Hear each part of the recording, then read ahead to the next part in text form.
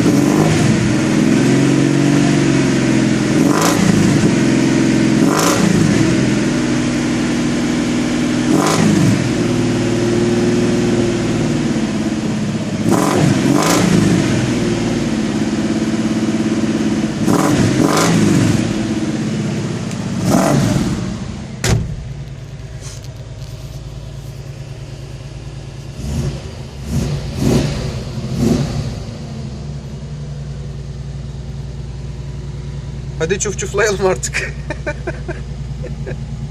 Vay, karşıda da yılan duruyor bir tane be.